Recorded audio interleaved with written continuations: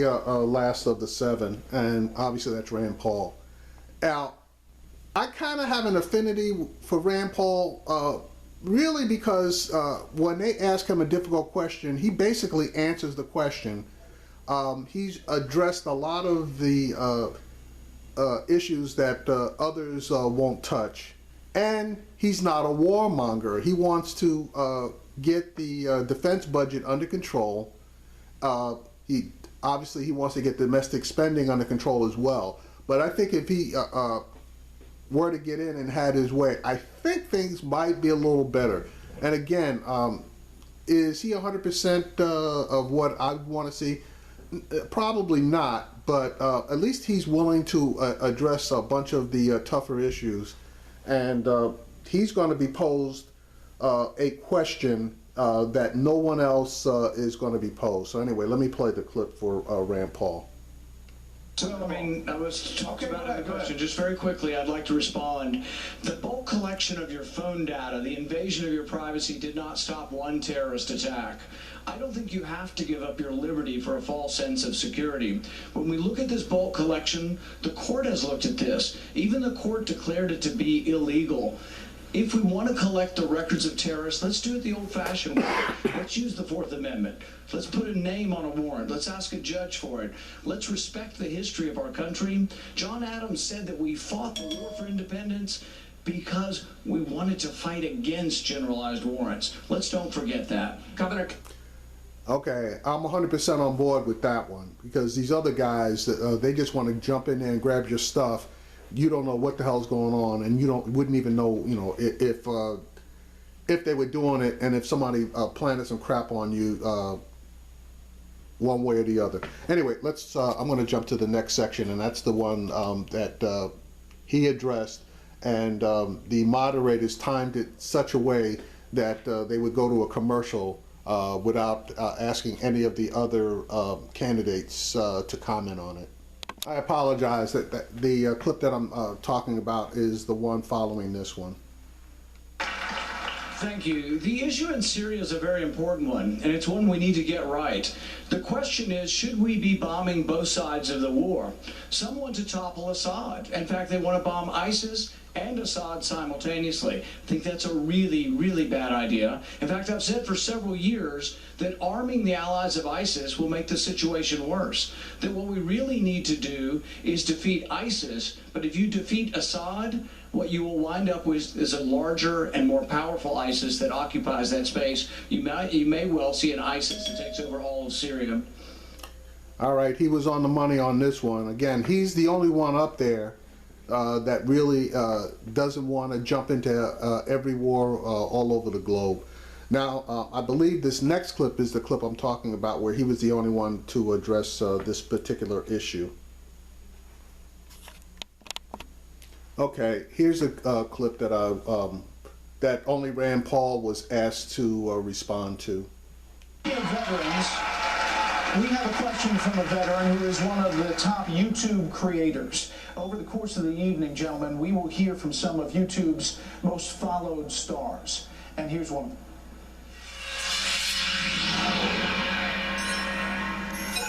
I'm Mark Watson.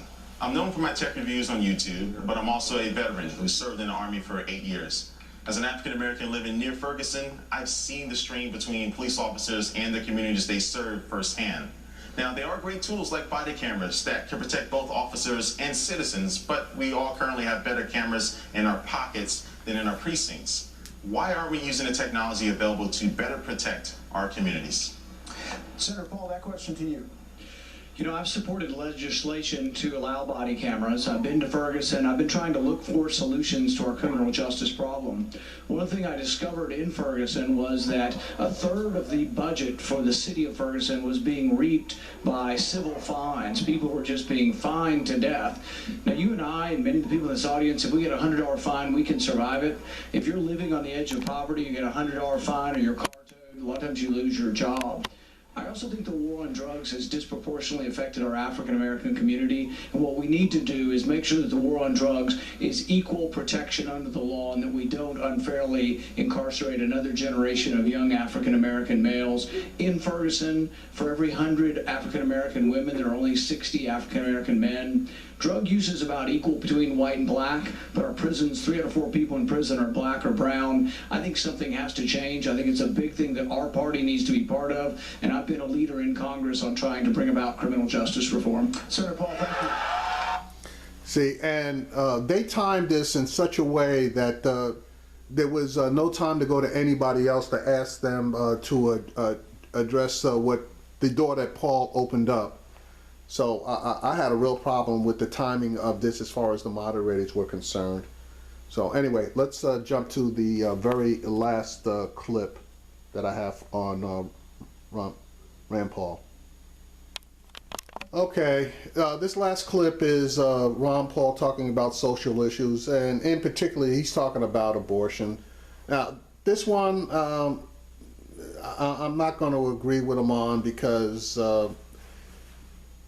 everybody should have access to the same rights and access to abortions if they want them. And if they don't want them, that's their own individual choice.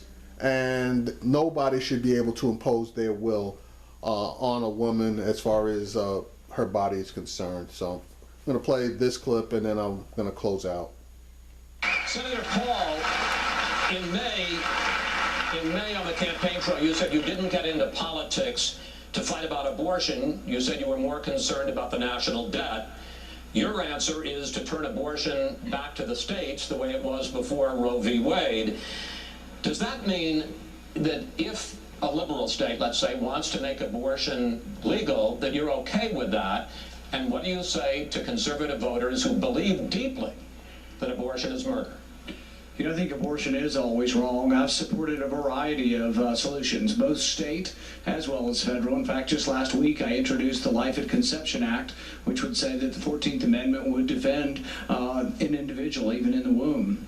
But I think on the broader question of religion and politics, you know, I think liberty itself requires a virtue, requires a virtuous people. In fact, Washington said that democracy requires a virtuous people. Os Guinness, the theologian, said that liberty requires restraint, but the only restraint consistent with liberty is self-restraint. There's a lot packed into that statement. But the bottom line is we must have virtue, we must have a religious bearing as a nation, but government's not always going to save us, and it's not always going to come from government. But if we don't know right and wrong, I think we have lost our way, I think we come unmoored, and I think without the religious foundation that guides us all, I think we have a great risk of going horribly in the wrong direction. Sir, just 30 seconds to answer my specific... Just 30 seconds to answer my specific question. Do you favor the idea that abortion should be a states' rights issue, and if a liberal state wants to make it legal, that that's their choice?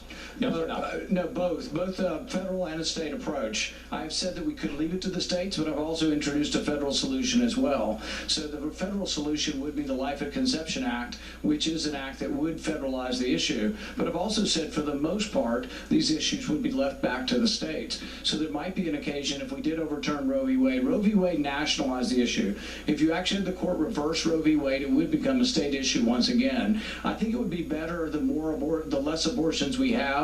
So the more states that we had that made abortion illegal, the better as far as trying to save and preserve lives. Thank you.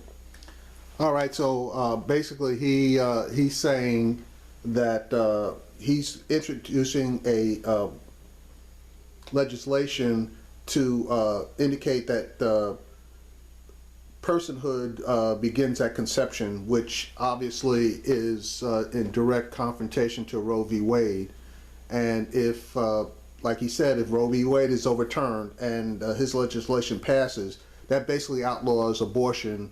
I don't care what the states say, because a federal statute always overrules a state statute. And then the two coming into conflict go to the Supreme Court. If the Supreme Court basically overturns Roe v. Wade, then obviously the federal statute would override any state that decided that it wanted to allow legal abortions. So that's the last video. Again, most of these guys are crazy. As far as, let me take that back. Most of these guys are ultra conservative as far as I'm concerned, and they're too ultra conservative. Kasich sounds reasonable. Obviously, Rand Paul sounds fairly reasonable, other than on this abortion issue, which I disagree with him on. But then everybody else is basically just too conservative or too intrusive for my taste.